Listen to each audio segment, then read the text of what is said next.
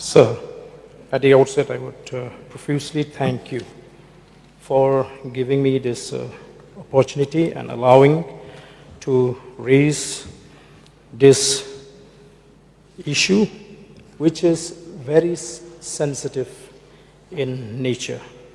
So, as I stand here today to speak about the report of the expert committee on the state reservation policy, state of Meghalaya. So I feel that I need to remind this August House that though we are discussing a very sensitive issue, we are doing it with a great sense of responsibility. And again, I would like to remind this August House that when we ask we asked the government to review, we were not asking, to take away the rights of our Garo brothers and sisters.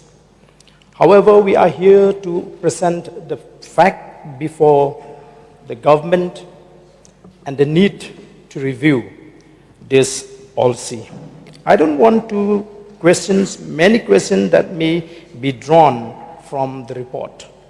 However, I want to move forward and place some submissions before the government so that we will understand why we raised this issue. So, on behalf of the people and on behalf of the voice of the people, sir, we know that the people of Khasi-Jaintia region are not accepting this recommendation, and indeed they were in great shock to see that the recommendation is to maintain the policy of 1972.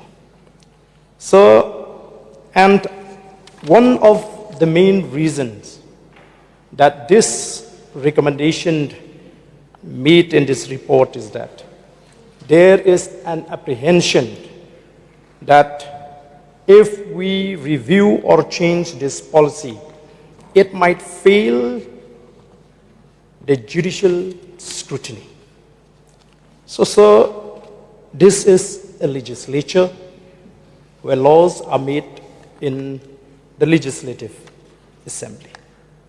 And in many cases, we have come across that judicial will hardly interfere with the policy matters of the government.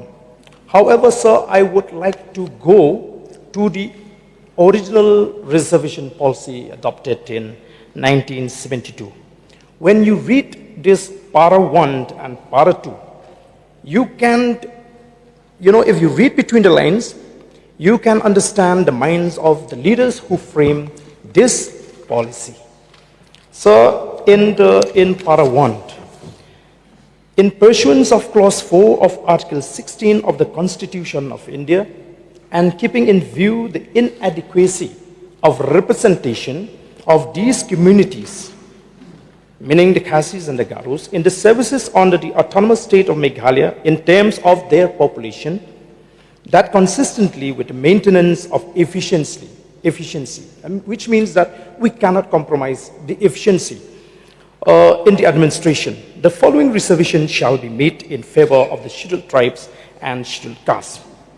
And if you go to para 1.2, if sufficient number of suitable candidates for filling up the reserved vacancies is not available from the respective classes in any particular year, then such vacancies will be available to others, but the deficiency will be carried forward to the next recruitment year and made good in the recruitment of that year, provided that the reservation policy on account of the deficiency shall not be carried forward for more than 1 year. So if this remains, there is no problem, sir. But in the wake and in the backdrop of the decision of the court that we need to have a roster system, that is where the problem starts. You see, if we go by the roster system, which I strongly believe that those leaders they didn't have a roster system so that they will make this policy flexible. In the sense that as brothers, to maintain the brotherhood among these two, between these two committees, in respect of implementing these policies. I can read that when I read this policy, when I try to read between the lines. So, as it is, we know that our Garo brothers cannot compete with us.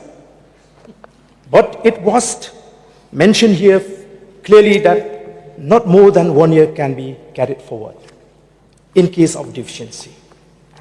So, sir, in fact, we would expect, because as I've said, we are not going to take away the rights of our Garo brothers, that from that 40 to reduce to 30 or 35.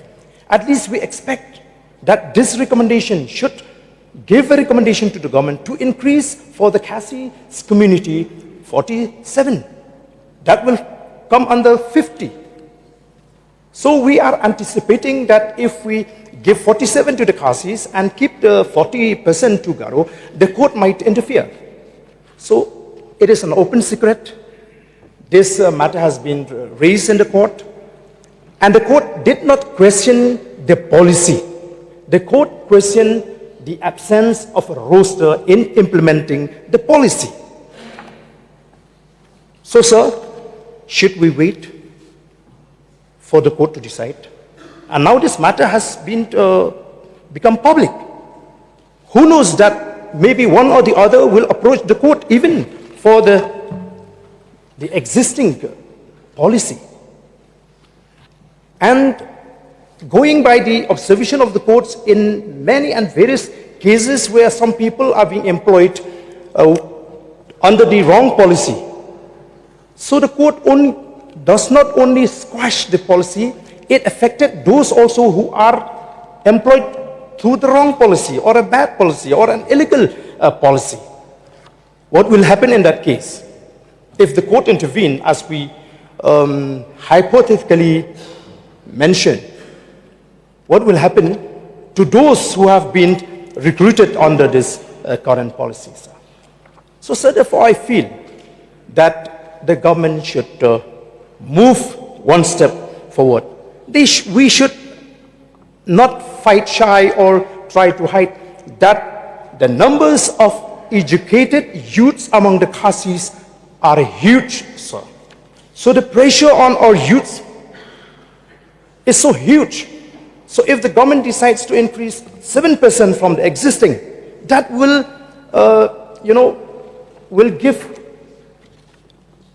I'm not saying 100% satisfaction, but at least it will ease the situation. I've been traveling Garo Hills extensively. And when I meet many people there, I frankly told them that, you see, we are not going to take away our rights. We believe in God's principle, in justice. So when we say justice, we mean to say just and fair. So, sir, therefore, though the recommendation made a mention that population should not be the only factor, however, sir, I feel that we cannot write off the significance of the population structure, because it will only affect the spirit. Because our leaders, they brought this policy in order to make sure that in terms of population, we should not underrepresent.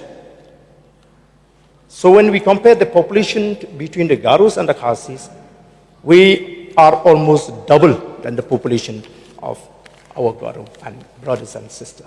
So which is why, sir, I feel that let us together take a decision and let us, cross the bridge when we come to it. Let us not decide now that we will not be able to review. Let us take a bold decision.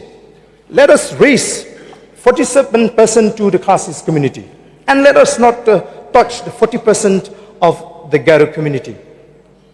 In that way, I'm sure, sir, even our Garo brothers, they will accept it. Because there is, when I discussed with them, they told me, no, sir, we are a little bit apprehensive. Maybe if there is a change in the policy, they might take away or they might reduce from that quota which is meant for us. So, sir, I think if the government is judiciously exercises mind, as I've said, I don't want to question about the nature of the recommendation. I don't want to question, because I'm not here to criticize. In fact, this is a serious matter. I don't want that this issue will become an issue between Garo or Khasis. You know, what an irony is that when I was the president of the Federation of Garo and Jaintia people, I was branded here as a leader who is pro-Garo. And now when I'm the president of the Voice of the People, they are saying that, oh, he is anti-Garo.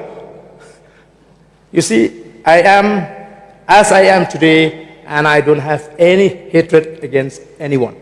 But I understand the pressure of our youths, the pressure as far as employment is concerned. So, sir, therefore, I would like to request the government that let us increase, because we should not wait for someone or for the court to decide the future of our youths.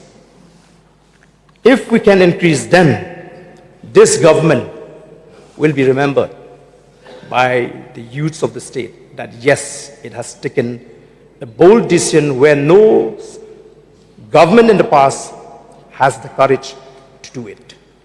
So, and pending this, the change in the ratio of proportion, I would strongly urge the government not, to implement the policy or the roster retrospectively.